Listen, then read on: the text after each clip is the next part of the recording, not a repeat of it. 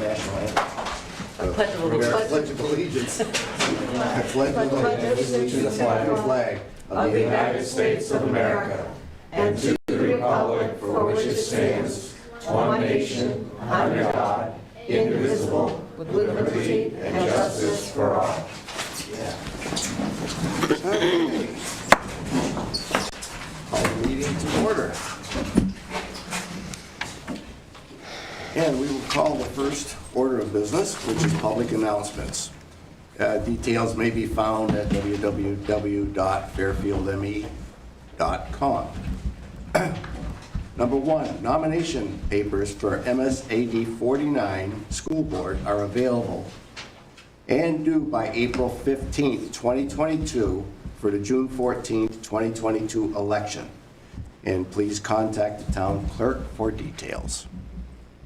Number two, Fairfield's annual town budget meeting will be held at the Community Center on Monday, May 9th, 2022 at 7 p.m.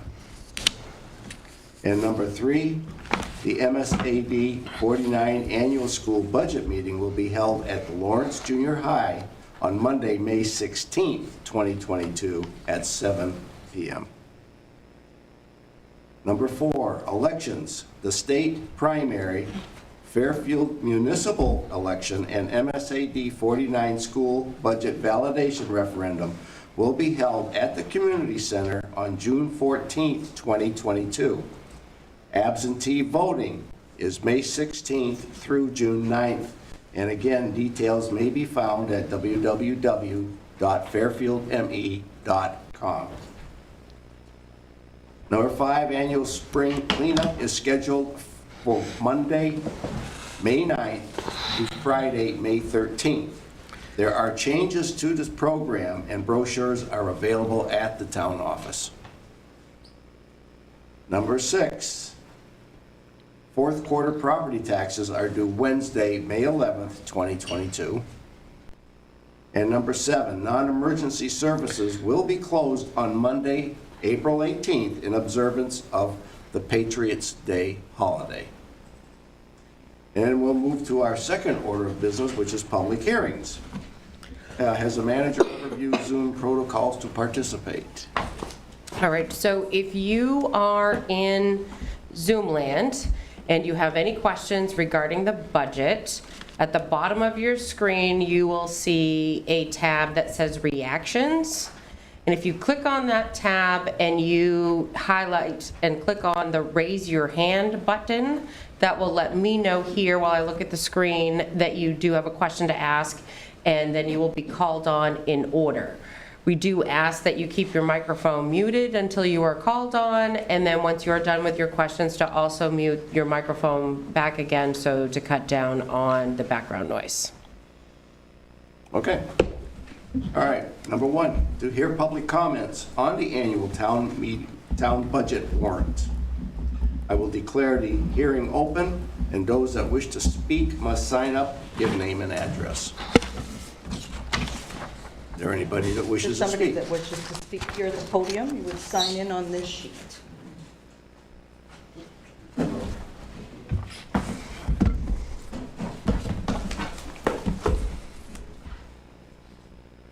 Good evening. Good evening. Good evening, Robert Robert. Cezak, 18 Bunker Avenue. And I'm also County Commissioner, Somerset County, representing Fairfield and Norwalk. And our budget was passed Monday night. And I was not able to be there, but I heard great reports about Stephanie, Councilor Thibodeau, and how she ran the meeting. Thank you. Thank you very much. Thank you.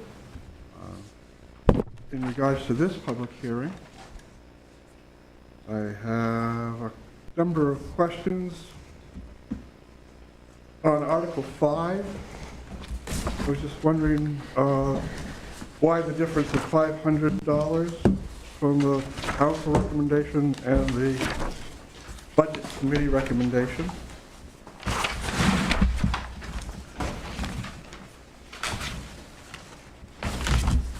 That's the library budget, correct? Yep. Would you like me to answer that, Mr. Yes, Chairman? please. So the Budget Committee, during their deliberations, had some concerns that there was a possibility that we had underestimated our costs for utilities because of the rate increase.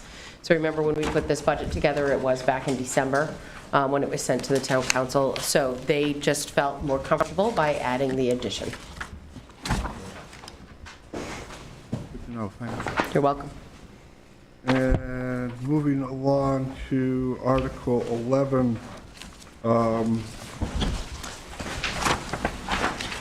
for the road and street and sidewalk paving, it's my understanding that there's an issue at the intersection of Military Avenue and Savage Street. The culverts are either too high or too low, and the water's not moving properly. Just Okay. that, and there's the same thing over at Bunker Avenue. One of the culverts doesn't really collect water well. On Article 13, for the spring cleanup, do we know what the total cost is for this effort? You know, we're just doing the tonnage is the $20,000, but I was wondering if we'd ever broken out the labor and materials cost I have, and it's in the area of $40,000 on top of the 20. with manpower, fuels, and equipment usage. Thank you. So if you could not hear at home, that's in the neighborhood of $40,000 for equipment usage and staff that's located within the Public Works budget. And then on Article 18, there was a discrepancy between the town council and the budget recommendations. So that article is for the PAL Athletic League, the field. Correct. And why is that? What's the basis of The that? budget. discrepancy? Do we know? The Budget Committee felt that, that it should be the price that they're listed at, and the town felt with PAL. So, and the chairman of the Budget Committee, Tim Martin, is here this evening, and maybe he would like to come up and explain that about their discussion in that process. Please go to the That'd be podium. helpful. That's great. Do that now, or I can? Or you can wait till your final question, and then he can come back. I'll just, Yep. I'll go through my We can have him circle back list to here, that. and then I can sit down and Good. Okay. Thank you. So, and this is Article 26. Again, it's a discrepancy between the town council and the budget. Same thing with Article 27, just to move things a little quicker. I Okay. was wondering what those differences were.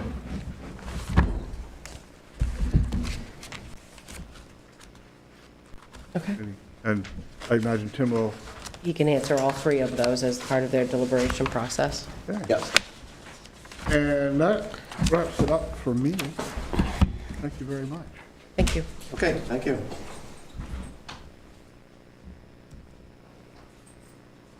Next. Oh. Repeat those? So it's going to be page, should be page 19 in your packet. Okay, Yeah. I'm just going to go off. Yeah, agencies and organizations, and it was all three of those that were different. Okay. Yeah. So we'll start off with Article 18.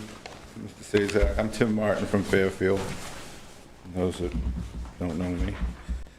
We had lengthy discussion on PAL budget, and it boiled down to, we seem to be given the same number every year. A number of funds have shifted over the years. The town is now taking care of maintenance of the fields, and I believe we bought a new tractor. So that's the basic difference in that fund, and that to go along with that they really haven't had services over COVID. So that we want to look at that again, maybe next year. The next one was Spectrum Generations, is that the one? Yes. That'll be Article 26. And we go up on that one. The agency requests $7,700. We went back to the original budget of last year. The budget committee recommended the same amount as the prior year. That's where we came up with that number. Can I ask you a question? You mentioned fields. What fields? The PAL fields, The what? PAL athletic fields, the PAL Oh, okay. complex. Okay. Yep. And that's the boat ramp too? Is that? That wouldn't be included in that, would it, Bruce? So Boat ramp? can you, No. No.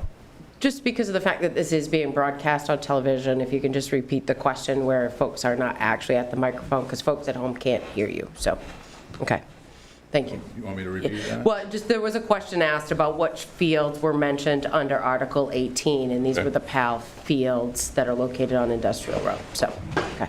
And that's the entire PAL budget, it's not just the fields.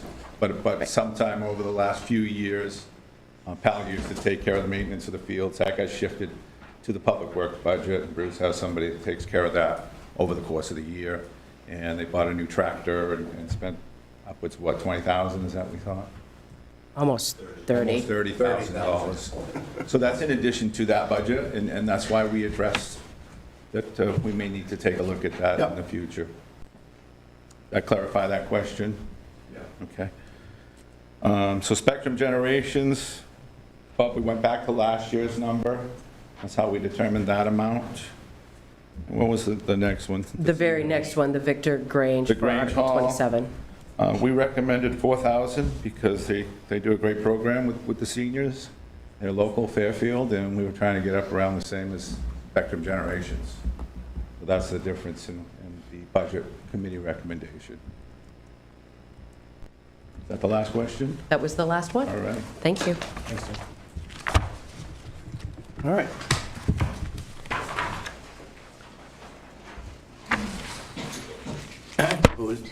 Who else would like to make some, any comments? Anybody? Okay, in that case, then I will declare, yes. Maybe, let's make that clarification if you don't mind. This is your opportunity, this is your public hearing. Once he closes it, we move on to other business, in case that's not clear for everyone.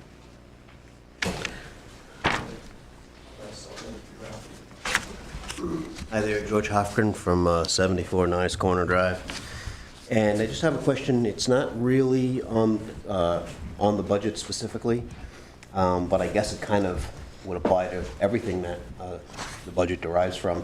And that is, if you don't have an actual answer to this because you weren't expecting it, that's fine. But I'm wondering if we know what the actual population of the town is.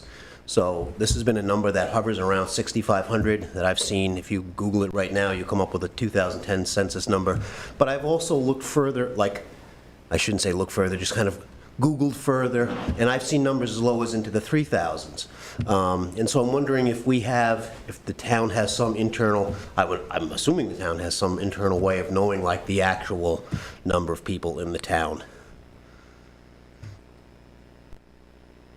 Go ahead, Michelle. I can answer that. So one, the 2020 census numbers have not been adopted yet as official. However, I believe we're currently looking at somewhere around 6,400.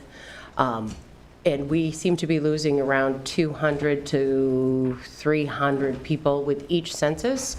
I spoke with census workers before the 2020 census began, and a lot of it has to do with the simple fact that people are just not filling out the paperwork. So when it comes to the census, in order for you to be counted and have an impact on all the various things that we do, you actually have to fill out that paperwork and send it back to the Census Bureau. But right now, we're somewhere between 66 and 6,400 people.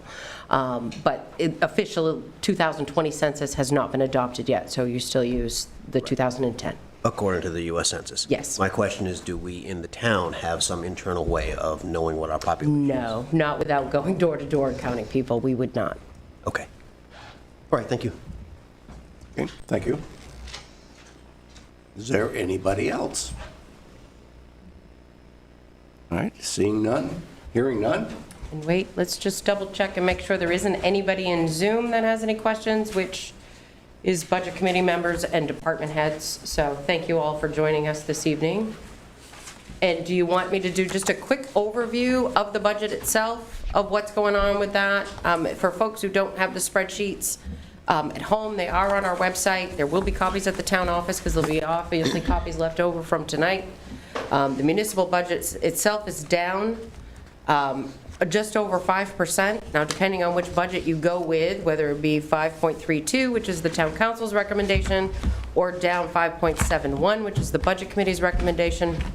When it comes to town meeting, the highest number is always listed on the warrant. The numbers can be dropped on the floor, meaning if a budget amount for PAL is at the full amount, but you would actually recommend what the budget committee suggested, which was 10,000 less, the number could be decreased on the floor at town meeting because we are actually doing in-person town meeting this year, as opposed to the last 2 years where it had been done via referendum. So that's typically how that works. The biggest reason for our decrease this year, not that we are not, like everyone else, subject to increases in costs and fees. However, our revenues have gone up significantly in the last 2 years, mainly because, as we have always mentioned, revenue sharing is a very important piece that the municipality receives to offset taxes. And this year, revenue sharing is supposed to be back to the state law required 5% of state of Maine revenues. So that is one of the biggest growth factors that we've had throughout the course of the last year, as well as our undesignated fund balance has become healthy again. So we are able to freely use those additional revenues, as well as other various fees. And those items are listed out in all of these various spreadsheets. Not only can you pick these up at the office when our town report is available, they'll be in there as well. Just remember, we do not line item appropriate for any particular budget. These are just used for budgeting measures. Okay. I do have one question. Do I have to stand up? Yes. Sign in on that sheet, please. Thank you. I'm Dave Regan. I live on 49 Nice Corner Drive. Yep.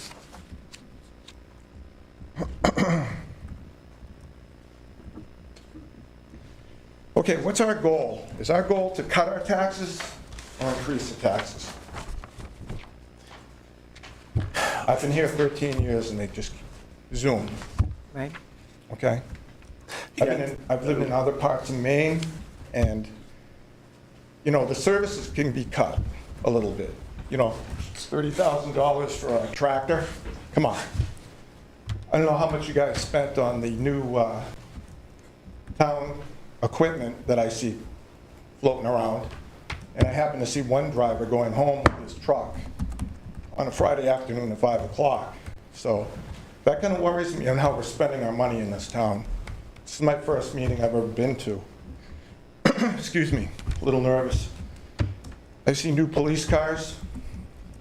I'm driving a 10-year-old truck, okay? Go out on YouTube and go to some of the cities, towns in this country, and they're still driving Crown Vics, okay? And they have 30,000, 500,000 people in their town. I think we're spending a little too much money in this town. I think I'm paying a little too much taxes for what I'm getting. I don't even have a traffic light on my road. Matter of fact, my road is garbage, okay? So what we need to do is start thinking a little bit more about the people in this town that want to stay here and not be forced out of here by more taxes. Because to be honest with you, I have no kids. I'm not getting anything from this town, okay? I used to live in a private development in Western Maine, and we paid for our own road to be plowed and things like that. So my point is, I don't want to take up too much time, is we got to start thinking about cutting some things. We have 8 police officers on this town, 1 detective. I might see a cop once a week drive by my house. I'm home, I'm retired now, so I keep an eye on things. I think we got to start thinking about cutting, okay? I don't think we need new vehicles every 3 years. I don't think we need people taking their vehicles home for personal, you know, whatever, you know, be driven home. So I'm, you know, like I said, I've been here 13 years, my first meeting, and I finally said to myself, I'm going to come here and I'm going to speak up. We're going to start cutting our taxes. There's a lot of senior people in this town that are on fixed budgets, okay? And you're gonna force these people out of town? I talked to a gentleman that was on the committee, the council committee. How many people have you taken properties from? I'd like to know that. Can you answer that question? Almost none in the last year. No, Last 2 years. but I'm just saying, how many? Over time, Yeah, I couldn't even venture a guess. Okay. But it's very Okay. few. It's Right. very few, and But- they're almost always bank foreclosures. okay. And I'm not trying to be belligerent here, but this town doesn't need to keep up with Waterville, and we don't need to keep up with Skowhegan. Okay, I see they got all their brand-new toys, okay? We don't have the people, we don't have the money to pay for that kind of stuff, so we don't have to keep up with the Joneses. Why don't we can keep up with the people out in Athens, maybe, when you drive out there? Take a ride out there sometime. See the vehicles they're using for their town public works. Those guys are keeping those machines running, and they're 20 years old. I don't know, is the man from the town commissioner here? The road commissioner? Great. Yeah. Why don't you explain to me why you need a $30,000 tractor to go mow fields? Can you explain that to me? Yeah. Okay. We needed a $30,000. You need to be at the microphone, though. Okay, okay. Yeah, Wanna- we All right, can so come we'll- back to that. We'll get back, so keep a note of that. And I get some other questions about brand-new Dodge, brand-new trucks. And we can talk about that too. Do we have a town mechanic? We did. Great, then is he doing a lot of work? Because when you have a brand-new truck, or a 5-year-old truck, it's not a lot of work unless they're banging them up, driving around town. So these are things I'm bringing up, okay? This town, I came up here from Massachusetts, and I know what taxes are like, and I know what it's like to be taxed, and what you get for your services. But to be honest with you, they're all driving around, this town is driving around in Cadillacs, and the people that live in this town are driving Chevrolets, okay? So there's some balance that I see within the town and all their toys, brand new toys, and the expenses they're spending compared to the people that live here that are driving 10-year-old vehicles. So that's my point. So we gotta start thinking about cutting the taxes and thinking about the people that are getting older in this town that are gonna be forced out of their homes because of the price of fuel, the price of utilities, it's crazy. So I think you're gonna start thinking about cutting. And you don't need 4 lieutenants on the fire department. I don't know how many sergeants you have. We gotta start thinking about cutting. And that's all I got to say. Thank you, Mr. Regan. Would you like me to answer some of these questions, and then we can have the Go right ahead. Public Works Director come up? So, Yes. for one, your initial question. So what is the goal? The goal is to maintain services but not increase taxes. Okay, that's the goal. So we have feedback from the community that tells us what services we have that they like. In years past, there have been things that we've put forward as to removing as services, and they're not things that people want to see removed, such as the spring cleanup, where we go around town for a week and pick up everybody's individual trash and throw that away for them at no cost. That is a service that we found that we could take from the budget. It's been put forth a couple of times. It stays, it's what the people want. So how do you maintain services but keep taxes the same? Well, the best way to do that, My point is bringing them down. and we would try to bring them down. So again, like we said, this budget is down 5%. Last year's budget was down. The year before that budget was down. But it's not just the municipality, remember, that affects your property taxes. I understand. It's county taxes, and it's the school. The school budget is more than 50% of what you pay in property taxes, well more than 50%. So they're the biggest driver. So while we are down, okay, and this year we have a savings of, even if you pass the highest budget of more than almost $126,000, by the time the county and the school increase comes in, your property taxes will more than likely go up, even though the municipal budget is down. We have no control over those things. You as a voter do, but not the town council. Okay, so for a couple other things, foreclosures. We have almost no foreclosures. We work with residents as best we possibly can to ensure that we do not foreclose on property. And 9 times out of 10, if we do foreclose on a piece of property, that piece of property is bought back by its current owner. We are not taking properties from people and selling them because they can't afford their taxes. And if you are within the senior age range, there's a lot of new programs that the state has put out so to help folks do that. There's a property tax and rent rebate. There's a whole host of new things. As for taking vehicles home, the only people that take vehicles home usually are people that are on call. So if you're seeing a public works truck go home with a town employee, it's because of the fact that that town employee is on call for the night. Or if you're seeing the detective take his truck home, or the police chief take his vehicle home, it's because they are on call. Even the station director that has one of our free electric cars will still return that car back to here 9 times out of 10 when he's done at the end of the night and take his own vehicle home. So staff do not take vehicles home. That town cars are for town purposes, which leads me to the next point. Town cars are not like you as an individual at home's car. You have your vehicle. These are their tools. This is what they need to do their job. We are held to a standard in which vehicles have to perform and they have to be safe. We do have a mechanic. He works on all of the town's vehicles unless they're required to go back to the dealership for more specific detailed work.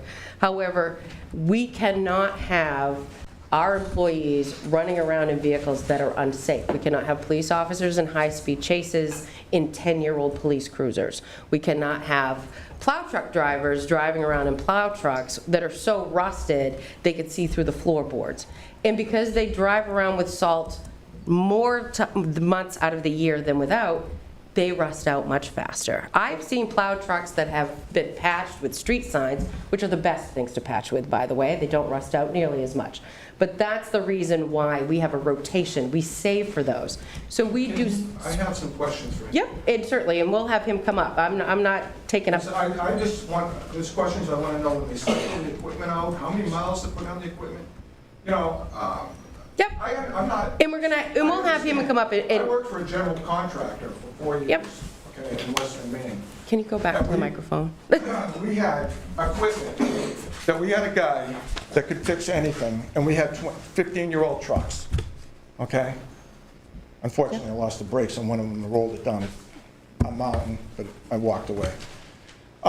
So my point is, I want, you know, I can see if we had a truck they had 20 years old, okay? It's time probably for Betsy to be retired. Right. Okay? You know, but not 10 years, 5, 10. You know, you can keep those trucks rolling, and you can keep them going. Wash them, you know, you got power washes, go power wash it. That's when they keep the salt off it. I do. My truck looks brand new. It's 10 years old. Most of our But trucks are you got to more than 10 understand years my old. point. Yes. I know it's point, counterpoint. No, and it's fine. It's good. but my I'm glad you're point asking the is, questions. I see it, and I'm looking, private companies do not operate like that because they have a budget on what you can't just go around when you're a private employer, you know, and raise your prices. You'll go out of business if your competitors are all low, keeping their prices low. You guys can go to the till and raise our taxes. It's that simple. We'll just raise taxes. He needs new trucks. Yeah, prove it. You know, bring in an inspector and go through the trucks. An outside auditor. That's nobody that you know. You bring them from Augusta or some out of state or whatever. But my point is, this town doesn't look like it's hurting by any means. You got a lot of money in the bank. I see you got $6 million sitting there. To retain a lawyer, $900,000, almost $1 million. Who do you have? Perry Mason? You know, these are things I'm just looking at. But I want to see, because, you know, I've got my option. If I don't like it, I can move. Trust me, I understand that. But while I'm here and I'm paying my taxes, and I paid a lot of taxes, I want to see some things that are going to be bringing them down. And a lot of towns are doing that. So in Maine. And if you, when it comes to like those vehicle purchases, if you have the spreadsheets, it's under the capital and community events spreadsheet. They're listed there, so that's Article 15. That's where our vehicle capital reserve is located. So we put aside a certain amount of money every single year. It is only increased, by department, it's increased by $5,000. So like if you're looking in the spreadsheet, capital equipment reserve is actually the reserve for police and Public Works. So we increase each one of those departments by $5,000 each year. Reserve accounts don't lapse, so they roll from year to year. So that way what happens is that we're not putting the money aside in any one year to buy a new plow truck. We're saving for it over time because they are on a rotation schedule. Right. Ideally, it would be 10 years, and the Public Works Director can speak to that more. We're not quite there yet, so we're not at 10 years. So it is 10 but years. it's ideally, usually it's between 10 and 15. Okay. So ideally, that's where that is. We're not quite there to do it that quickly. And sometimes there are vehicles, based upon the way that they were constructed at their time of manufacturing, they'll last better, and something newer needs to be replaced sooner because of other varying different things. So every piece of equipment is analyzed. And then there's also a capital reserve for equipment that's located in the fire department account. It's listed within the fire department and not this budget because the town of Benton pays a portion of that. So Right, that's right. in there And I as don't have a well. problem with that. Yep, so And we I- do save for them over time. And I- It's not big lump sum. Right. And it's not that the town council doesn't get to say, oh, we need a new fire truck, we'll just raise taxes, because that's what this process is about. That's, the community says whether or not we would get the money to buy a new fire truck. They don't have that power. Now, in regards to the police department, and trust me, I'm for the police, I'm not anti-police by any means, you know. But what I lived out in Western Maine, in the Bethel area, and they had a meeting. We found out how many calls the police are doing. We had two full-time police and a chief. I don't know if you knew about that incident out there when that Circle K was robbed and the cop was sleeping. And that's a whole nother story. But anyway, I'm kind of concerned about, I'm paying for, public safety, but I don't feel safe. I hear AR-15s going off, people blowing up stuff all over town. It's like we're under attack. It's at 6 o'clock at night, you go to call the police, there's no answer. And then I realized they're 9 to 5. They're a 9 to 5 operation. Who the hell am I going to talk to? That's only someone sitting at the desk. Okay, So but we have that's people my on point. 24/7. Am I going to call 911 to report Yes. somebody blowing up an AR-15? Yes, Yes. that's what you And need blowing to do. up blowing up at 7 o'clock at night? Yes. And another thing I want to ask, we got to change the ordinance about shooting off firearms in this town. Can you put that on? Can we put that on about, because I'm getting kind of tired of hearing AR-15s going off. Christ, I don't know where that, those bullets could be flying anywhere. There's a lot of wackos out there. And, and it keeps going on. So I get to call 911 and report that a person's disturbing the peace? That's another question I have. Does this town allow Is it okay for me to answer that? Chief Gould is on. Chief's on. Certainly, Tom, go ahead. I'm sorry, I can't utilize the video on my phone, but I am listening, and I do have a couple of answers for you. As far as the trucks go, a few years ago, we decided to swap from the Fords that were extremely expensive to repair and actually used quite a bit of fuel to the Ram pickup trucks. And the reason we decided to do that is because the price is significantly cheaper. $27,000 per pickup truck versus $35,000 for a Ford. And they're worth a lot more to great event. We do keep them on patrol for 5 years. And while they're on patrol, they run 12 hours a day, every day. The police department is open and staffed 24 hours a day. We do have a direct number to the Somerset County Communications. That is 453-9321. And if you want to speak to the administration, that would be the 9393 number that rings into the station. That is only answered until 5 p.m., 4:30 p.m., excuse me.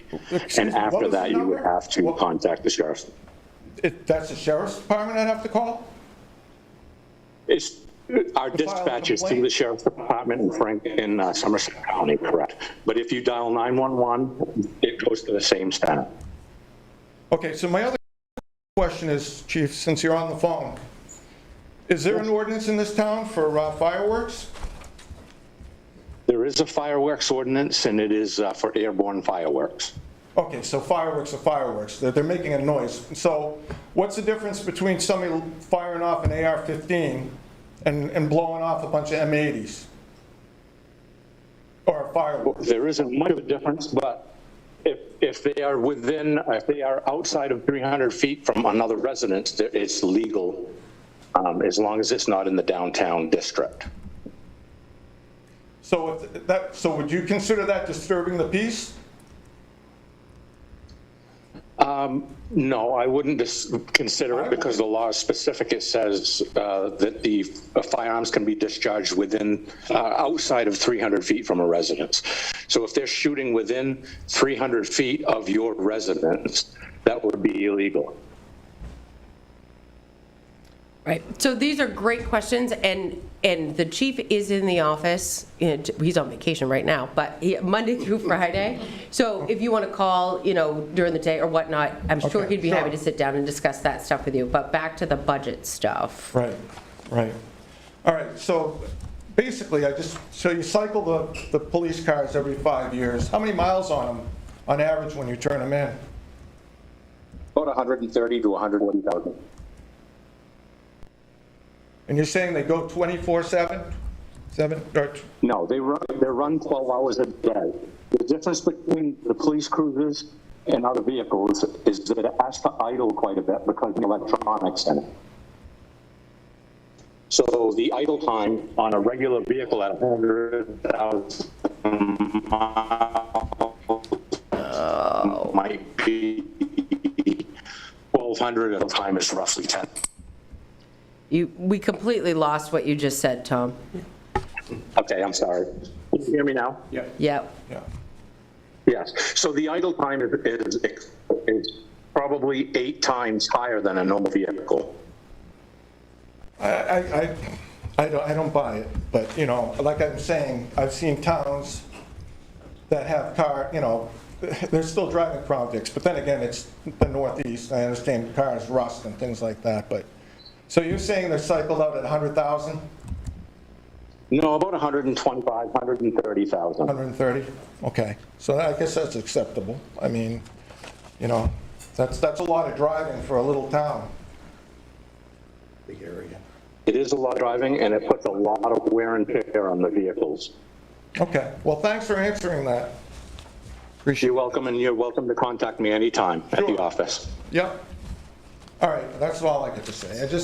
My point was, we got to think about the town, the people that live in this town, and cutting our taxes a little bit. Give us a break, and that's my point.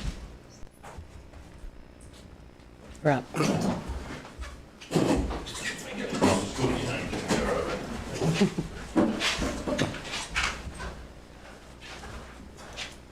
So what was the first question, about the mower?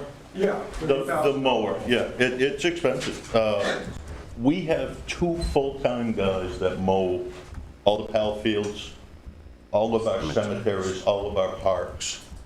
And it's a lot for 2 full-time guys to do. Once in a while, I can get some summer help, some kids from school that help us with the trimming and so forth. I personally go out and mow to help them keep caught up. The mower I purchased is 8 feet wide. We're hoping that it cuts down a lot of time down there so we can concentrate more on our cemeteries to take care of those a little better. Are those private? No, we mow 5, 6 cemeteries, 2 very large, and then there's some other small Are they ones. town-owned? There's veterans in the cemeteries, so we have to maintain them. Is it World close to War? Whoops, sorry. So, no, just so Yeah. these are questions I... Absolutely, I understand. And I want you to know, every time that I make one of these budgets, I have the best interest of the community. I'm a taxpayer in Fairfield. Right. So I've been doing this for a long time, and my budget seems to stay, fairly flat.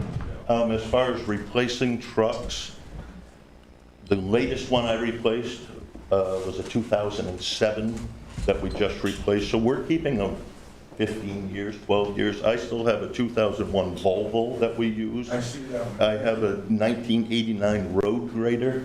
We have an 89 bulldozer. We have some pretty old equipment, and But the Volvo, that's my point, is that Volvo, Yep. we had a Volvo. Yep. in the company. And that was one of the trucks that we kept around because, it was a reliable truck. yep, But, you know, I'm just wondering, as far as the maintenance, you're going with decent vehicles. I mean, why didn't you continue with the Volvos? Price, it's all Just, price driven. I mean, crazy. it seems like every 3 years, the manufacturer, it might be go international for 3 years, and then it may go Volvo or Mack, or it's always Did switching. they bid on those? It's all a bid process. Yes. Yep. Well, I just was wondering, yeah, so I understood, you know, the turnaround and the maintenance Sure. of those, you know? Yep. And, I mean, we're patching them together as long as we Yeah, can. Yep. okay. Street signs really are the best. Yeah, well, George has a question. Do you want him to come up to ask it? or- Yes. Yeah, he needs to go to the microphone. Well, I'm just wondering, and it hadn't occurred to me before, so if we do the mowing on the PAL fields, that's our machinery and our labor at Fairfields. But of course, we all know that most of the demographic now is in Clinton and Benton and Albion. So, that are using the PAL fields. Most of those kids do not come from Fairfield. So, well, we have the, well, that's not correct. That's not correct. Okay, what's the percentage? So there's a very good percentage of children from Fairfield that use the PAL program. And we mow just the Fairfield fields, okay? So there are fields in Benton, there are fields in Albion, there are fields in Clinton, okay? So this is just the Fairfield Fields complex that we mow. And the PAL price is not just for mowing, it's for everything that PAL does. So all of its, there's umpires, there's refs, there's uniforms, there's all of the various different things that are associated with the entire sports program that's in that cost. So what happens is that a percentage is divvied up amongst the municipalities. I can't remember how they do their percentage off the top of my head. It's in, they could easily explain it to you in their budget. But yeah, I hope that answers your question.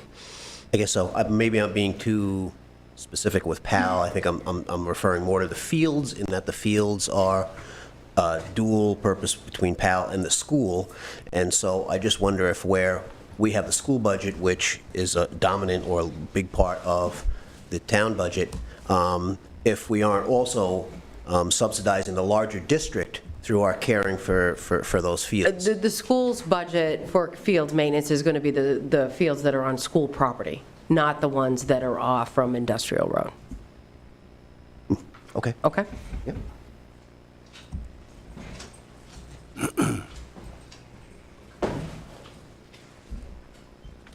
Okay. I still have no hands in Zoom land, so it doesn't appear anyone there has any questions.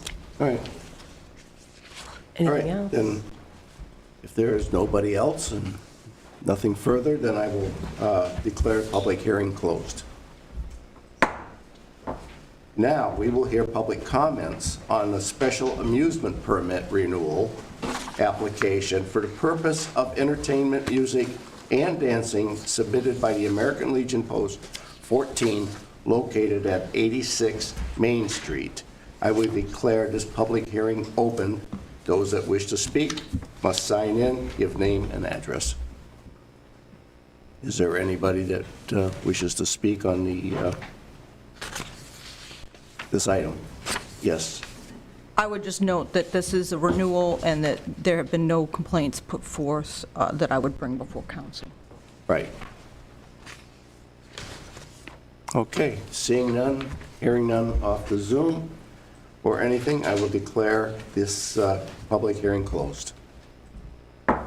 We'll move on to the third order of business. Third order of business is public comments limited to 3-minute equivalent to public speaking. Members of the public may email comments for council at info@fairfieldme.com by 4 p.m. the day of the meeting on any topic or agenda item. Items may be read aloud at this time. Was there any items?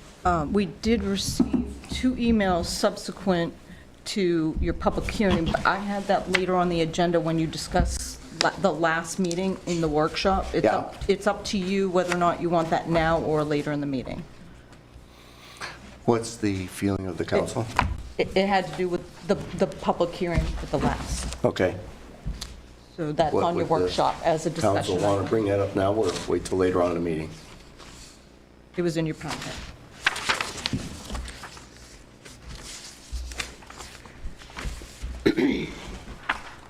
Whatever you'd like to do. My feeling is to discuss it now, we should discuss the whole public hearing, not just those two emails That's on that the- came in. That's on the late. workshop. Yep. Yeah. It So would do we make more want sense to to move discuss that? No? All right, so, I would say that these were not public comments that necessarily came in for this agenda. They were comments Right. that were specifically associated with that public hearing. Specifics, yeah. So when you discuss the public hearing under the workshop section, Okay. that would be the very appropriate time for you All to right. discuss these that came in. It would, I mean, you could do either or, but it just makes more No, sense that'll to be fine. tie it with that topic. Yeah, I have no problem. Yeah. Okay, so now we'll move to the fourth order of business, which is the reports from staff and committees and the town manager report. All right. So, on March 24th, we once again had our booth at the Business to Business Showcase at Colby College. Some of the Economic Community Development members were able to join me throughout the day. We were promoting our facade and marketing programs.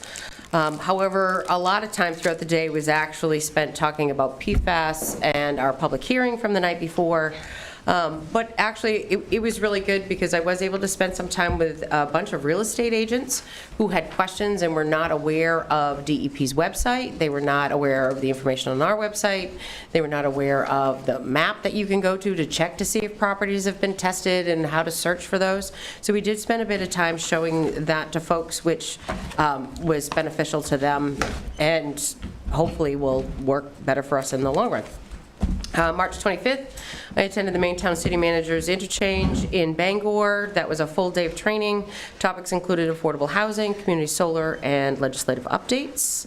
April 5th, the Economic Community Development Committee met, which Councilor Thibodeau will talk to you about. April 6th, I did attend a meeting with Dirigo Engineering and the Kennebec Water District for further discussion on mandatory connection aspects of the report, as well as usage needs.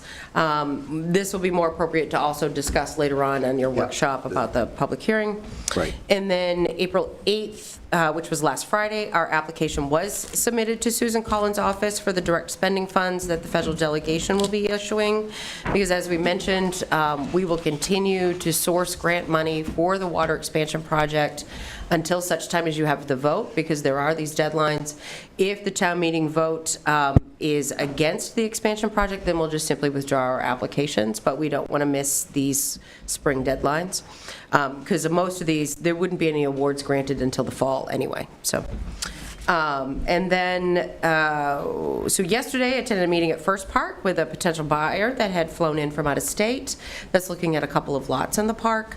We're also supposed to close next week on 4 lots in the park, so some exciting things happening over in First Park, which is good. This afternoon, I did attend a webinar regarding the mandatory reporting of our ARPA funds. Just so you're aware, we do have to report annually what we spent those funds on, and the categories and explanations of those. We have not spent any of those, so the report will be short but sweet this year, but that is our annual reporting requirement to the U.S. Treasury. And then for projects, we've been having conversations with many of our various unions regarding contract negotiations and possibly reopening some contracts, so that will be coming forth. The town report draft is complete and should be given the okay to print tomorrow, pending the outcome of this meeting. We're just waiting on the finalization of the warrant. And then also the lineup for our Concerts in the Park series is coming along nicely. Crossroads TV and the library have been working on this lineup for various acts and sponsorships. This information will be posted on our website very soon. So, and that's it for me. Okay, very good. And Stephanie? Okay, on the Economic and Community Development Committee, we're off to a very positive start. This month, we took a look at our SCOT workshop analysis, and SCOT stands for Strengths, Challenges, Opportunities, and Threats, and I gave you all a handout that was part of that analysis. It's still in draft form. We're supposed to be thinking about in case we've missed anything and what should be added. But it's very encouraging. Next month, we'll be taking a look at some sample waterfront plans from throughout the state. On another note, We are also looking into the possibility of recommending that we become an AARP, age-friendly community. And so we'll be talking about that next month as well. So more to come. Okay. Okay. Must be for us old people, huh? Yeah. I would say it's definitely encouraging. You look at you hear about all the negatives we talk about, but we also have to focus on some of the positives, and I really appreciate Stephanie's leadership in this area. Thank you. Also in the audience, doing a great job of looking at some of the positives of Fairfield and trying to accentuate those. Thank you. Yep. Okay. Very good. And we have no other committee reports, am I correct? You are correct. Okay. All right, then we will move on to our fifth order of business, which is the consent agenda. Now, these items are considered routine or standard business and therefore will be enacted by one motion. There will be no separate discussion of these items unless a council member so requests prior to consideration of this portion of the agenda, in which event that item would be removed from the consent agenda and considered next on the agenda. All right, item 22-37, ordered that the Fairfield Town Council hereby waives the reading of and accepts the minutes for meeting 2022-06 held on March 23rd, 2022. Item 2238, which is ordered that the Town Council hereby approves the Treasurer's warrant number 60 General Fund in the amount of $811,722.15. This is not limited to, but including MSAD 49, MMEHT, motor vehicle, TIF payment, Kennebec Water District, mower, bond payment, and plow truck. Item 22-39, ordered that the Town Council hereby approves and signs a sewer certificate of commitment in the amount of $148,685.25 for the third quarter fiscal year sewer billing for the period of 1/1/2020 to 3/31/2020. 22. 2022. I'm sorry, 22. All right. So moved. Second years behind. Any So- discussion? Yes, Christine. For the roll call vote, All right, we will have to do an individual roll call Yep, because we have Michael on Zoom. yep, so Counselor Pachati, in favor or? In favor. Counselor Taylor, out there in Zoom land? Can you raise your hand for me? I couldn't hear you. Thank you. Counselor Cooper, In favor. Thibodeau, In favor? Townsend. Aye. Motion carries 5-0. Okay.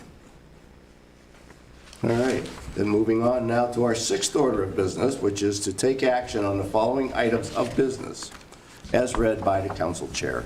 Item 22-40, ordered that the Town Council hereby approves and signs the 2022 annual town budget meeting warrant. So moved. Second? Any discussion? Roll call. Pachati, In favor. Taylor, Cooper, In favor. Thibodeau, In favor? Townsend. Aye. Motion carries 5-0. Thank you. Okay.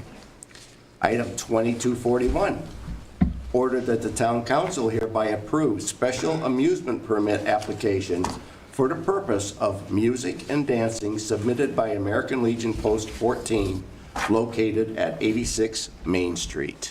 So moved. Second. Roll call.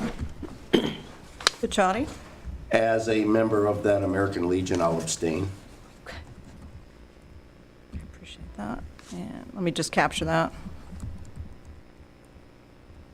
I've got it anyway. You can continue, and I'll make those notes. Taylor, He Thumbs gives up. approval. thank you. Cooper, In favor. Thibodeau, In favor? Townsend. Aye. Thank you all. Motion carries 4-0-1. All right, item 2242, order that the town council hereby considers and awards bids received for road paving and reclaim.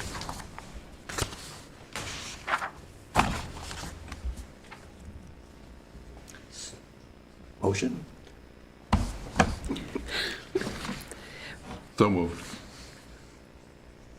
You're going to end up having to amend it anyway. Right. Second, Okay. We'll move on to discussion. discussion. And the Public Works Director is here. All right. We don't usually make him stay up this late, so we figured we'd load it up.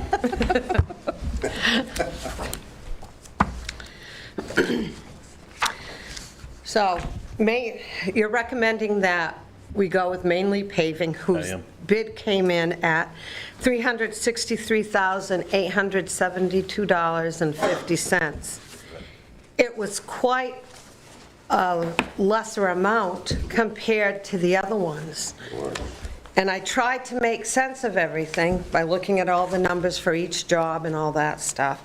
And how could they come up with such a lower price when we're not going to get shafted in the end, are we? I asked the same question. He comes highly recommended. You can see his recommendation sheet that I Yeah. added with that. Less overhead than the other companies was a large driving factor. He's very reputable. I've worked with him on smaller projects before here in Fairfield. I don't see an issue. And it will be done in a timely manner? Yes. To your expectations? Yep. Okay. So we have, just so you're aware, we have a great deal of oversight that comes into play with paving, where the director does an awful lot of inspecting as they work along, and there's requirements that we have to have. So every time a load of asphalt shows up, somebody takes a temperature of the load, that sort of stuff. So, and again, oftentimes you'll find when you have companies that are newer to the paving scene, like you said, not as much overhead, they're relatively close, so mobilization is a little bit less, so it doesn't take them as much to get here. They usually have a tendency to do also a really, really great job. So, and they have worked for us before. They did a piece of, it was Industrial Road? Right. Yep, when that was reconstructed with BDS, and they did all of the paving for BDS Tire. So we have worked with them, and it should work. How does this project compare to last year? Is it similar? 90% of it is last year's project. Okay. We lost the paver last year. Right. All those streets from last year are this year. Okay. With additional. Okay. And then also to remember with this, okay, so this is what the bid price is, but with every paving contract we have, there's a price adjustment clause. Paving is submitted at a price based upon what the current liquid asphalt price is. So depending on what the liquid asphalt price is at the time of paving, can make an adjustment. So it can either cause the price of this to go up, or it could cause the price of this to go down. There's a formula in which we figure that out. So these came about a few years ago when asphalt started to become relatively unstable, which helps us, and it also helps the contractor, because they bid a more realistic price, knowing that should the price jump substantially, they will still be partially compensated for that. And then we also know that should it drop substantially, we will not have to pay as much based upon what the bid cost is. So these have become pretty common practice. So for our new members who aren't aware of that, there is an adjustment in this. So we have the budget for paving, and we stay within that. That's why we say in the budget spreadsheets, these are estimated roads. They're not the roads guaranteed to be done. It's whatever we can fit within our current budget price.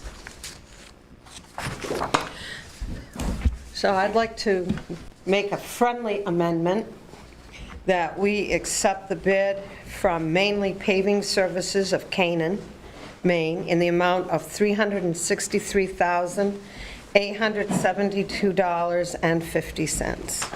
Second.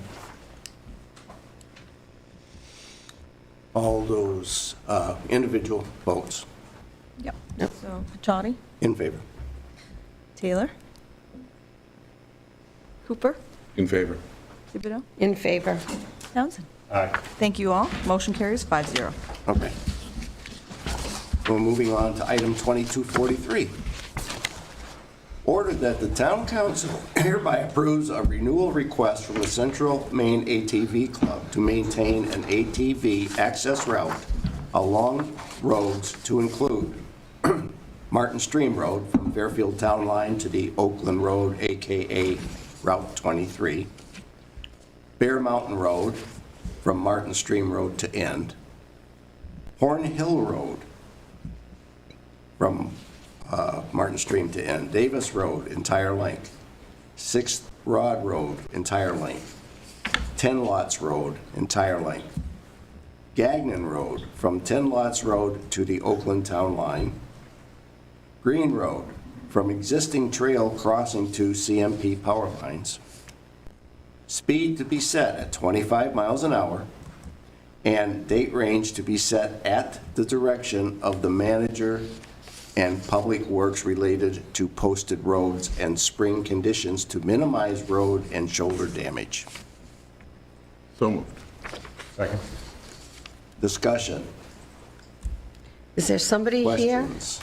Yeah. Is somebody here representing the ATV club tonight? There's not, and the reason they didn't come tonight is because it's a renewal. They have not requested any new footage or roads, so there's no public hearing or Okay. new information to present. That's Okay. basically something that is done year after year. It's done year Pretty much, yeah, it's yeah. all the same. But the reason I'm asking is because we've got the state that's going to put in this railroad trail in Oakland. It's going to go out out through Fairfield, Norwich Walk, and I'm just wondering, well, once it's all up and running, it's probably going to be an increase in ATV use, so Absolutely. it will be reflected And there in may- our club, too. Well, and there may be less need for folks to actually use those roads because of Right. that. Absolutely. Because they will have that own dedicated trail system located for that, yeah. Yeah, Yep, absolutely. so, but anyways, we'll talk about it maybe next year if I can. Okay. Need a motion? We motioned we need a vote. Oh, I'm sorry. We've already- Ready? Yes, Pretty ready, all right, all Pachati? right. It's too long for me to read. Pachati, all right. In favor? All right, Taylor. Cooper. Favor. Thibodeau? Townsend? Aye. Motion carries Carries 5-0. Thank you, everybody. Okay. Now moving on to item 2244. Ordered that the town council hereby confirms the town manager's appointments of the following election clerks and ballot clerks for a term of 2 years beginning May 1st, 2022 and ending April 30th, 2022. So Yeah. moved. Now, I've got to Oh, you've got to read them all. I gotta read the names. Okay, sorry. Sorry. Janet Bard, Joel Bouchard, Timothy Forsman, Alan Hagan Jr., Kim Hawks, Theodore Helberg III, Kathleen Kiep, Kipe. okay, Norma Larson, Sally Melcher McKegney, Lynn Rowden, Robert Cezak, excuse me, Patricia Shea, Kempton Wakefield Sr., Louise Cody, Zachary Golder, James LeClaire, Marilyn Meyerhands, Daniel Boughton, Andrew Carlton, Neil Coffin, Pamela Coffin, Richard Fortier, Maxwell Kenny, Greg Lambert, Kimberly Lindloff, Angela Neubauer, Deborah Plummer, Doris Pratt, Joe Rowden, and Marilyn Tozer. So moved. Second. Any discussion? Yes. I would just like to say that we've been very fortunate in times of the pandemic to have so many wonderful folks step up. They've done an amazing job, and we even have some new folks as a result of the advertisement and caucuses. So great job, and thank you for everybody for stepping up and volunteering and working with us. Right. Very good. All right, so we will go to a roll call. Fachadi? In favor?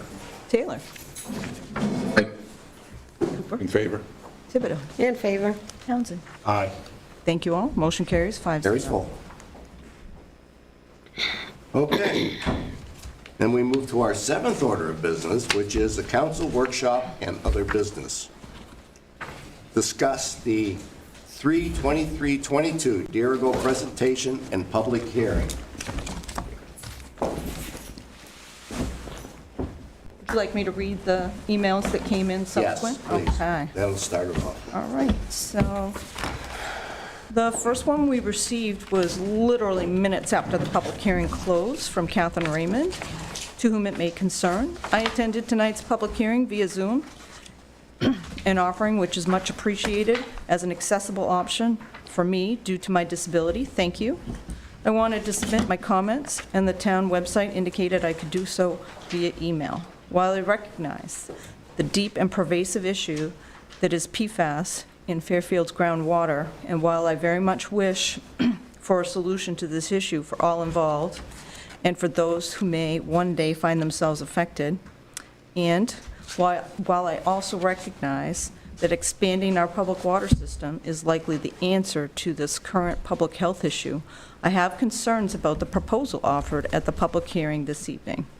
Under no circumstances should Fairfield taxpayers or current Fairfield customers of Kennebec Water District bear any of the costs of mitigating the PFAS issue, including any part of this water expansion. The state of Maine promoted sludge spreading program and is responsible for much of the PFAS found in our ground, and therefore our groundwater is therefore also responsible for this public health crisis, and the state of Maine should therefore be held accountable and responsible for paying for both the cleanup and mitigation of the PFAS issue. Be that expansion of Fairfield's current water infrastructure or some other solution, preferably also a solution to address the contaminated lands. Instead of or concurrently to pursuing this expansion, I request that our town pursue 2 other lines of inquiry.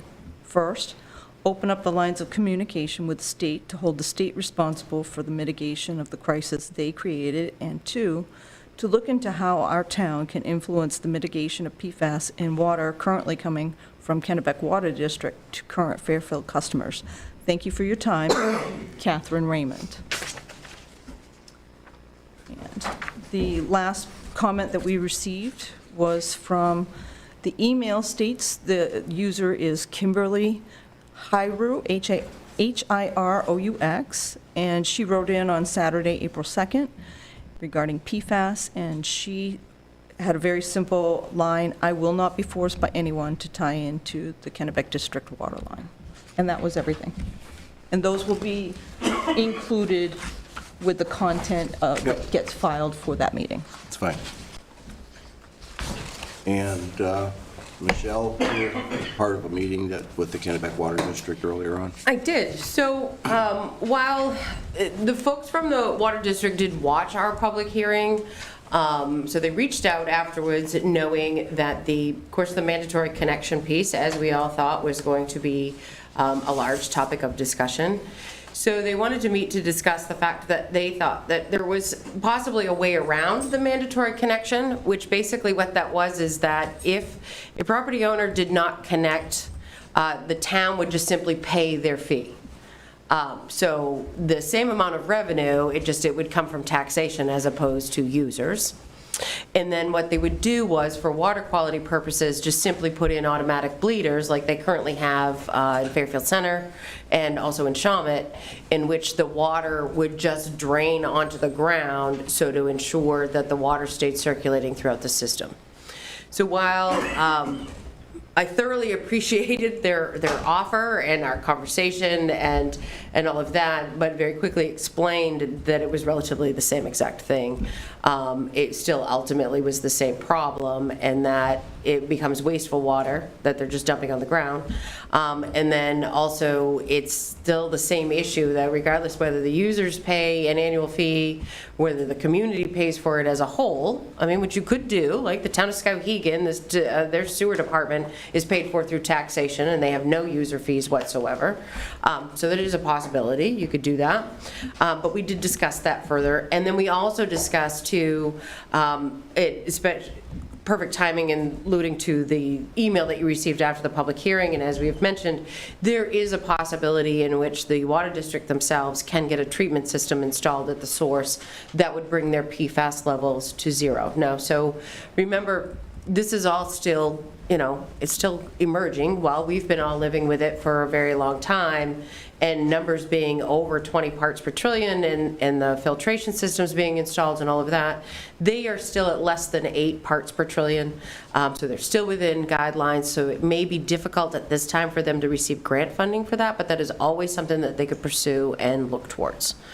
So that is a conversation that we've had, and potentially something they could do in the future, because they already do, treat for other things, so they mitigate for lead and coliform and various other different pieces. In fact, public drinking water is the only thing in the state of Maine that actually has specific requirements and regulations to it when it comes to water quality. Right. So. Okay. It's a tough thing. It's when you look at it, one of the things that bothered me, I think, more than anything with the people with the wells that have the problems and the filtration systems that the state is actually paying for and putting in and stuff like that, was there is a fine print underneath that says, as long as we have the money. And what that does is takes everybody that's on those wells and says, I don't want public water. At some point in time, they're going to wind up having to pay for those things themselves. It's not going to be, something that's automatically given to them. So, that part of it I wasn't real crazy about, but...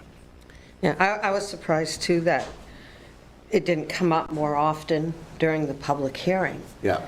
So, I just think down the line, the future of our town is at stake. And I'd like to reference Ms. Raymond's email, and she raised some good questions at the bottom. Yep. And one having to do with the state, and I'm really not real sure we can hold the state liable because we are the state in itself. I know that there's a lot of PFAS initiatives going before the legislature in this session, and it's definitely on their radar, but whether or not it's going to be what we want as a town. But what I would like for us to do as a council is to consider this. I went to the meeting that was held here at the community center on that Friday night, and they had one Saturday at 11, and I went just for information, just to see what it was. And at first, I listened to everything and let it all sink in. And granted, I've got some family members that are affected by the PFAS. But then again, I started to think about the future of our town. And we are an agricultural town. The land that is affected by PFAS, people can't plant their gardens. Farmers can't raise their cattle. And so when you look at it down the road, it has a long impact for us as a town. So one of the things that the lawyers said is that the more people they can get involved in this class action suit, the stronger they are. And I feel that we owe it not only to the people of this community now, but to the future citizens of the town of Fairfield, to do all that we can to take care of this irreparable situation and try to make lemonade out of lemons as much as possible. So what I would like for us to do is to contemplate and look into joining this class action suit. It doesn't cost us anything. The lawyers will get some percentage of whatever comes out of everything.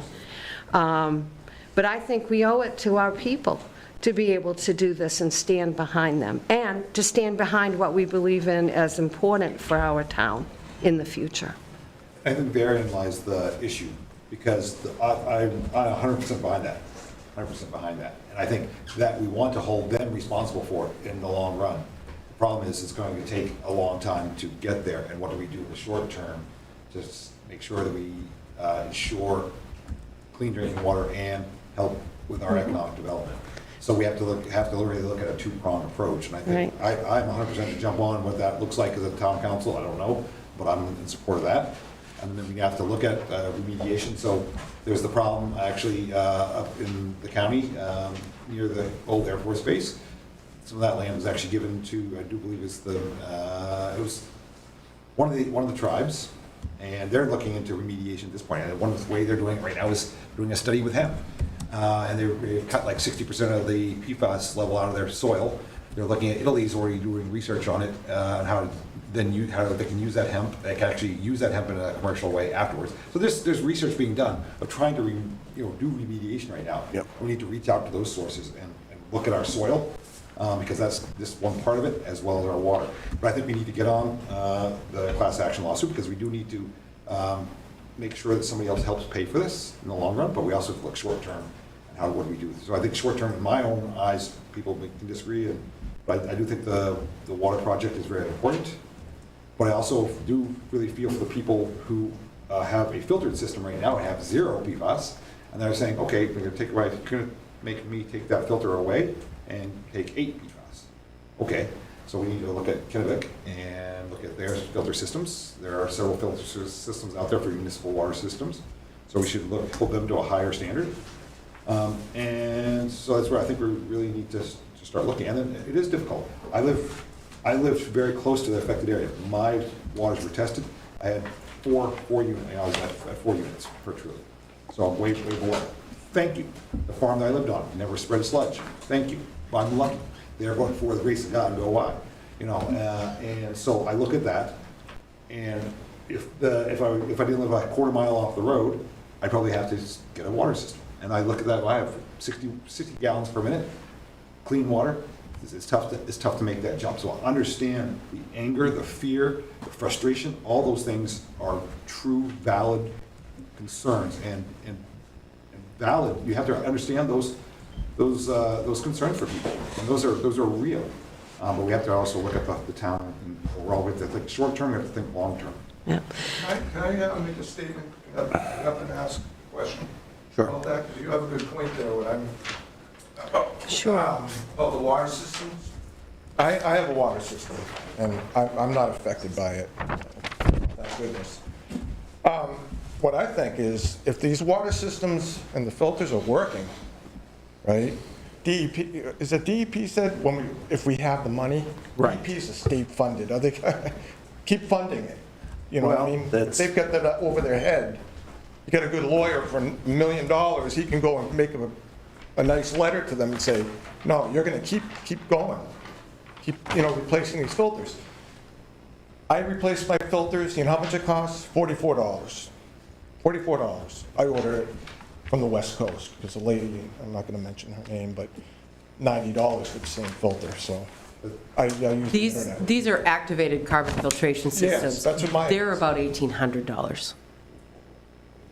They're $1,800 for the Yes. Oh, is that the tall boys? They're the big ones. So, And there's I have two. that. There's two. But you don't replace that, you just replace the No, the they do. cartridge. No. They have to They replace have to. those? So the way this Yep. works is that typically there's two. Sometimes there's a water softener system as well, depending on whether or Right, not you that's have what I hard water. have too, yeah. So there's two. DEP goes in, it could be monthly, they monitor, monthly, Yeah. quarterly. They test prior to filter, mid-filter, after filter. So if there's breakthrough in tank number 2, in tank number 1, then tank number 2 switches over, becomes tank number 1, and then they put in a new tank number 2. What's happening is, these activated carbon filtration systems have not been designed to handle this amount of PFAS chemicals. So we do have locations in town where they cannot get a filtration system to last more than 30 or 45 days without breakthrough.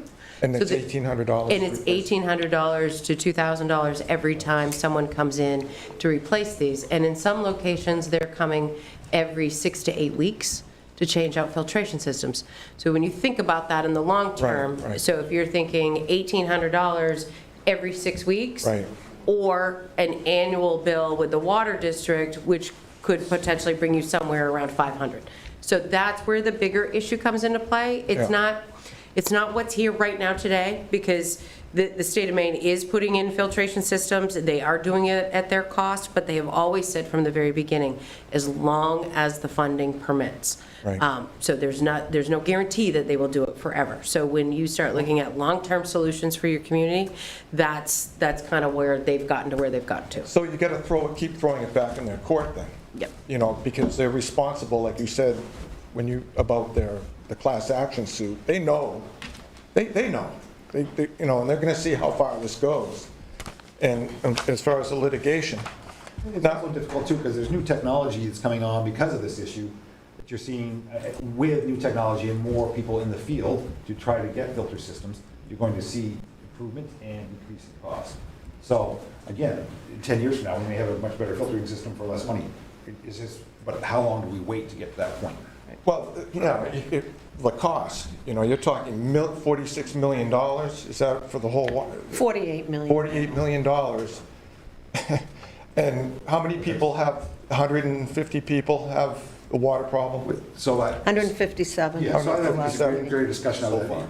Yeah, so far, but also you think about what does that do to the overall property values of the town? So it's not just those 150, 160, because now we have our drop in Right. values that maybe hurts us in maybe having families stay or move into this area, so then you're looking at your schools, having fewer students. There's a big effect that we don't even talk about. Oh, you know, you got to do what you got to do. I mean, But we need to people don't get sick. But no, I think we're totally in agreement. That 48 million should not be coming from No. your pocket, my pocket, your No, pocket. here. not at all. We want to. I've We seen have to try to find the best combination. I saw a woman in tears at the meeting, you know? And then she should. And I think about it, you can't not have a heart for those people. I totally agree. And you do what's best for everybody in the town. That's what we do. But I don't think we should have to pay for it then. I agree. I agree 100%. Go after them. They knew what was going on. They approved it.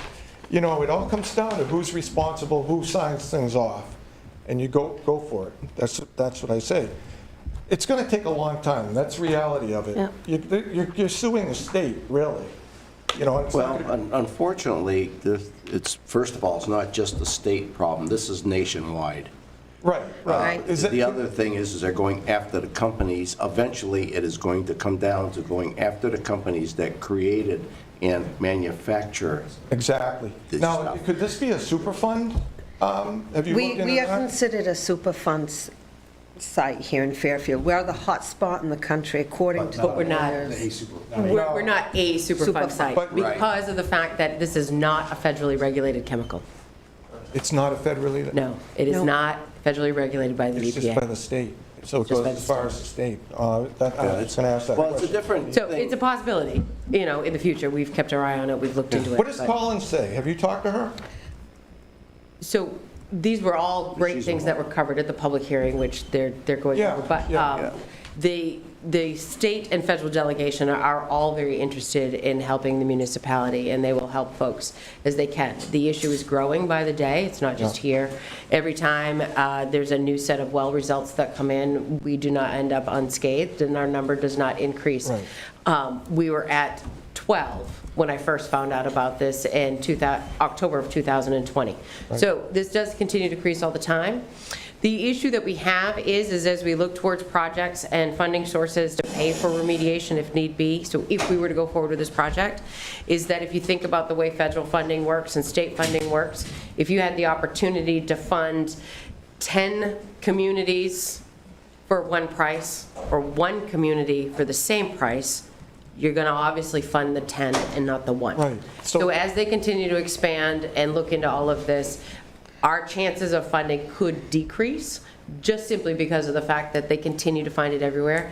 So sludge spreading was done all over the entire country. It's not just the state of Maine. It's not unique to us. PFAS is everywhere. New York Times did an interesting article lately about the fact that you cannot go anywhere and not find it. It's at the bottom of the ocean and the top of Mount Everest. But getting back, not to interrupt. But so that what we will do is we've worked with these delegations, we've reached out to them, we've had conversations with the state's Department of Economic and Community Development, we've had conversations with the Northern Border Commission. I've spent the last year talking to every single possible funding agency across the state, knowing that if this project were to happen, it cannot happen singly, but together as a collective. It will require all of them to. Well, we got to talk to the governor, because she wants to give a lot of money back that they have. And that's my point about budgeting, and, you know, we all know. Well, it's a tough thing. I just read this within the last few days. There are a group of sailors that have got cancer that were aboard carriers that carry the forever chemicals, the PFAS, and they're starting to bind up, to go after the different, it's tough, you can't go after the Navy, but you can, and it's gonna wind up going after the companies the same as what we're doing here. So that's why I said it's not just here, it's involved, it is heavily integrated within the whole country. Yeah. It is, and we need to stand up for ourselves. And I think doing the class action suit, or being part of it, is one way that we can do it. But I think we should, number one, probably talk to the lawyers that are involved. Maybe we could do a Zoom. I would recommend that you talk to the town attorney first. Yes, we can do that first. I think that's what you should do first. Talk to the town attorney first. One, because first of all, I'm assuming it must have happened, but I do not have any experience with municipalities joining class action suits. I believe this class action suit is actually starting by suing Huhtamaki and then That's moving what on. they said. So that's the other piece of that. So I would recommend that the place for you to start with that conversation would actually be with your attorney. And I can reach out to Mr. Lee and see if he can make some time to chat with you about it, if that's what you so choose to do. And that's my only reservation, because they did say they were going to start with Huhtamaki, but it's only a symbol of, that has to take place. There's a certain sequence of events. Yes. And it's more symbolic that we go after Huhtamaki, because we have a lot of people in our town that are employed by Huhtamaki. I'd hate to see them close their doors, and then we've got unemployment rates rising. So, but that's my only reservation. And part of me would like to talk to the lawyers just because of that, because of cause and effect. Did Huhtamaki get an approval from the state? Yes. So why don't we bring in Huhtamaki into the... Well, it wasn't them, it was Kai's Fiber. It's a non-regulated chemical. It was very commonly used in all practices. So without the knowledge, so it's the manufacturers of the chemicals themselves that are ultimately responsible, not necessarily the manufacturing process that used it. I'm someone who moved here specifically because of PFAS over 25 years ago. So I consider myself to be in a slightly different knowledge base than people who are coming at this from the last 2 or 3 years of newspaper articles. I've never made microwave popcorn in my house. I have no Teflon pans in my house. I have an osmosis, a water softening system, and have Brita filtered all my water for the 25 years I've been there. So I'm not just saying this as this is a genuine thing that I'm saying. And the state, because I've been here long enough, and because I remember exactly how the spreading took place, which is not how the spreading is taking place now, the state is absolutely culpable. Because the state took out-of-state refuse, burned it in Winslow, maybe in Sappy, and spread it on the fields, and they paid the farmers to do so. And they paid these local farmers exorbitantly to do so. This is different than what's going on in Nebraska. This is different than what's going on in New Mexico. Fairfield got particularly well affected because it was all urban renewable refuse that came out of New York City, Boston, Philadelphia. The East Coast got it the worst because those were the dirtiest, nastiest projects. And it all came and it got spread on our fields, and the state pushed it. And if you remember, back in the early and mid-90s, there were little colored signs on every single farm field saying, here's a DEP control number, sludge spreading, all safe. If you don't remember that, I'm sorry you don't, but I was paying attention to it back then, and that was the case. State is absolutely responsible for it, and they know it. And there are people who are either in DEP now or retired from DEP who are maintaining their silence, but they are well aware that they're responsible for this local situation. And we can use this local situation for the benefit of the greater Maine and really, and also the rest of the country. But the private lawsuit that's going on, that guy, I was at the Saturday meeting, that guy flew up here in his own jet, okay? He literally owns a private jet. He gets 40% of whatever, if he wins $200 million, he gets $80 million. Now that's fine, if people want to do that. I moved here, my soil is the #1 rated, it's a Hadley Wellington mix, it's the #1 rated agricultural soil in the country. I have an organic farming and gardening certificate from New York State. I intended to do some small-scale farming on my land. Now it's at least affected, we'll use that word. I'm perfectly good with the lawsuit, but that is a private matter. We are not the state of Maine, we are the town of Fairfield, and the rural people in the town of Fairfield whose land is affected, not their water, their land is affected. There's no solution to them, and the state can be and shall be held accountable for that. And I think if we had a representative from the state here, they wouldn't necessarily disagree. So I just want to put stuff out there because this is facts. And anything that wants to go forward is not factual, I have to speak against. Thank you, George. And just as a reminder, we're just discussing, not redebating. Right. Discussing what's already been discussed. So, thank you. Well, I just see a slight- I know, and we understand, and everybody is passionate about that, but we're getting a little off topic and away from that. So Right. I don't want to make sure we stick to what's actually on our agenda for the evening. All right. I tried to be quiet. You're going to put Your name? Larry McDonald, Ohio Hill Road. That's going to go out to a referendum vote. Well, so Right. the water expansion is going to a referendum vote. Right. And that would be that it's going to go out. It is a non-binding vote, by the way. So even though people all, if everybody votes for it or votes against it or anything like that, it's not binding to the town. Right, but it'll be a good indication as far as the will of the people. Yes. Correct. Which is step one. Right. Yep. The rest of this, besides the lawsuit, is kind of All after. after the fact. Right. Right. So there's no sense to get bogged down in all that. Right. Until you get to the will of the people. Correct. Now, I don't believe for a second that any municipality can sue Oh, we've a sued. government entity. Well, not a government entity, no. Right, No. like you're looking to sue the state of Maine. and I No, don't think you can. No, even the class action suit isn't suing the Right. state of Maine. And you It's suing wouldn't- the and- private business. Right, now, so that's not even an option. And the last thing the town of Fairfield wants to do is be anti-business. That is correct. The quickest way to be anti-business is to sue a 200-year-old business. I think it's 200, isn't it?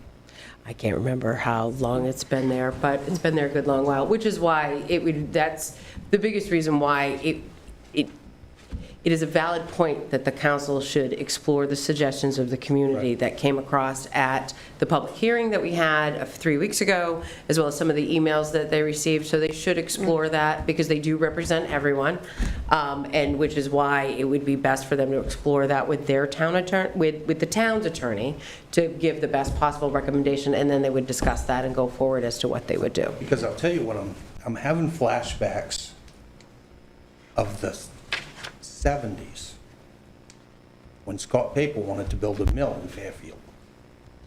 And the town council voted against it. I guess I didn't realize that. Yes. I wasn't here then. And they said, no problem, because we got the land bought right beside it anyways in Skowhegan. That's how the mill ended up in Skowhegan. Yeah, sappy. Right, well, in those days it was Scott, Right, Yeah. disgusting. okay? And then they turned around and said, you didn't want the mill, so guess what? You get all the sludge and the waste. It came from there? No. No. There's some holding lagoons and stuff like that, that's right beside the mill. Yeah. All that is in Fairfield. It's out, yes. That is correct. Right, I'm not talking about PFAS. What I'm talking about is short-sightedness on the part of the council. And I'm having flashbacks of that. Because the town of Fairfield would be in a much better position if somebody would have said, wait a second, wait, what are we doing? Oh, yeah, the great word is maybe. Great word is always maybe. Right. But I think that, but I hear you, and I think we hear you, and I think that's where it's tough, because we hear the emotions and the thoughts of people we represent, and we have to try to do the best thing for all of them. But definitely looking at business, and I guess I'm on the economic development committee. I mean, Right, that's, I mean, you're a businessman, you know how it right, works. exactly, so we have to, we're between the rock and a hard place. Right. Between Right. health, It's a- business, we're trying to do our best. Right, and even like going through with the public water, that would have such a big economic boom for the town, because then more businesses could come in, like on 201. That 201 corridor should be respected. So, but, you know, I hear what you're saying. And that is one argument. The other argument on that is, I've never heard a business say, I'm not gonna go there because the taxes are too low. Okay, that's, so, and I mean, you're looking at $50 million, which is probably gonna be, if it, the will of the voter, Fairfield's probably gonna be on the hook for what, a quarter of it, realistically? The ultimate goal is that it actually would be none. Right, but, I mean, And there's a plan, we can't predict. We absolutely cannot predict. Right, But the but- ultimate goal is that it would be no cost to the town. but, and it's, and I feel bad for, Is the town gonna reimburse me for the well I have? right, or your filtration system that you put in, you know? Right. I mean, the people that were affected, that wanted to try to be made as whole as possible, the DEP already did that. It, you know, they're done. The rest of it, the contaminated farmland and stuff like that, I mean, that stuff was so good that they paid the farmers to take it, and they paid them to spread it. Okay? They got the advantage there. That's business. They rolled the dice, and they lost. Plain and simple. Businesses lose every day. I know that seems cold, but that's the reality of it. And nobody is saying that. So I just want you guys to be aware that there's a good chance that this would be like a flashback of a big mistake that was already made before in Fairfield. Well, and from what I understood so far, and it's not necessarily 100% true, but just from my understanding is that they would sue SAPI because eventually what it's going to do is go directly to the people that manufacture the chemicals. Why they can't just go back and sue the people that manufactured the chemicals is, I have no idea, but I think that's what their attorneys on these meetings were trying to say is that, well, we're not going to hurt SAPI. SAPI will wind up having to go back to the people that manufactured the chemicals type of thing. And they always say that. Who knows? I know that. I know Because that. ultimately, what these lawyers want to do is litigate this as little as possible Yeah. and settle. Yeah. Okay, that's what they want I to know. do. And the last thing Fairfield should do is try to get involved in that. Right. Let the individuals control their own destiny, not government. What do you mean, people, each person? So the debate on. Yeah, because they can sign on to this lawsuit. Yeah. They have that Excuse me. option. So please, side I'm conversation. done. Thank I you. didn't want to say anything. Thank you. Thank you. Thank you. So anyways, I think it'd be worthwhile for us to explore this, talk with our town's attorney, have a conversation.